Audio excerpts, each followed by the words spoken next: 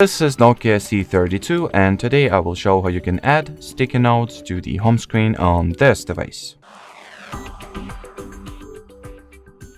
So first step that you need to take is to open the home screen itself, then hold your finger at any vacant or free appless spot you have on any of your home screen, practically over here or over there will work as well. Then open the widgets list.